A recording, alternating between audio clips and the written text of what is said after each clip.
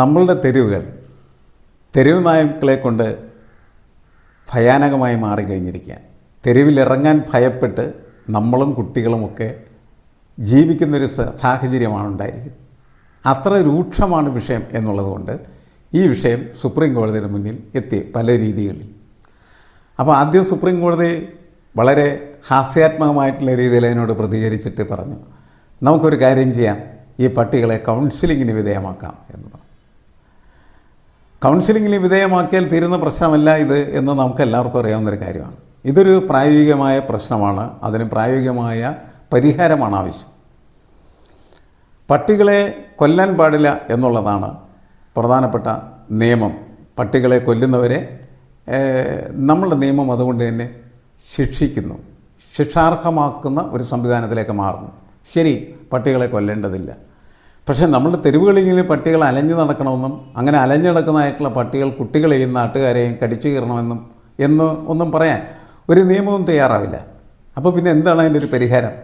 എനിക്ക് തോന്നുന്നത്, ഇപ്പോൾ കോഴികളെയൊക്കെ കൊന്നു തിന്നുന്നതിന് ആർക്കും പ്രശ്നമില്ല, മൃഗങ്ങളെ കൊന്നു തിന്നുന്നതിനും പ്രശ്നമില്ല. പട്ടിയുടെ കാര്യത്തിൽ മാത്രമാണ് അതൊരു പ്രശ്നമായിട്ട് ഉയർന്നു നിൽക്കുന്നത്. പട്ടിയെ കൊല്ലേണ്ടതില്ല എങ്കിൽ ചെയ്യാവുന്നൊരു കാര്യം പട്ടിയെ നാട് കടത്തുക എന്നുള്ളതാണ്. അതിനുള്ള സംവിധാനം ഉണ്ടാക്കുകയും മനുഷ്യരൊക്കെ താമസിക്കാത്ത ഒരുപാട് ദ്വീപുകൾ ഇന്ത്യ മഹാസമുദ്രത്തിനകത്തുണ്ടെന്ന് നമുക്കറിയാം.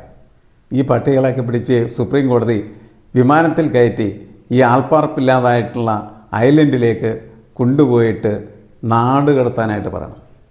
അങ്ങനെയെങ്കിലും ഈ പ്രശ്നങ്ങൾക്കൊരു പരിഹാരം ഉണ്ടാവണം. എന്തായാലും നമ്മളുടെ കുട്ടികൾക്ക്, എൻ്റെ വീടിൻ്റെ അടുത്താണ് കഴിഞ്ഞ ദിവസം ഒരു കുട്ടിയുടെ ചെവി ഒരു പട്ടി കടിച്ചെടുത്തു. ഞങ്ങളെല്ലാം വല്ലാതെ ഭയപ്പെട്ടു പോയി. പല ദിവസവും ഹോസ്പിറ്റലുമായിട്ട് ബന്ധപ്പെട്ടുകൊണ്ടേയിരുന്നു. കാരണം ആ കടിച്ച പട്ടിക്ക് പേയുണ്ടായിരുന്നു എന്നുള്ളതാണ്. അപ്പോൾ പേ പെട്ടെന്ന് ഈ കുട്ടിയുടെ ശരീരത്തിലേക്ക് കയറാനായിട്ടുള്ള സാധ്യതയുള്ളൊരു സ്ഥലമാണ് തലയുടെ ചുറ്റുപാടും എന്ന് പറയുന്നത്. ഇപ്പോൾ ചെവിയിലാണ് കടിയേറ്റ്. അതുകൊണ്ട് നിരവധി ദിവസങ്ങൾ കാത്തിരുന്നതിന് ശേഷമാണ് ആ കുട്ടിക്ക് ജീവിതത്തിലേക്ക് തിരിച്ചു വരാനായിട്ട് കഴിഞ്ഞ്. ഞങ്ങൾ ഭയപ്പെട്ടു പോയി, ആ കുട്ടി മരിച്ചു പോകും എന്നാണ് കരുതിയിരുന്നത്. പക്ഷേ രക്ഷപ്പെട്ടു ഭാഗ്യത്തിന്. ഇത്തരത്തിലുള്ള സങ്കീർണവും ബുദ്ധിമുട്ടേറിയതും സങ്കടകരമായിട്ടുള്ള സാഹചര്യങ്ങൾ ഉണ്ടാവാതിരിക്കാൻ പട്ടികളെ നാട് കടത്തുക.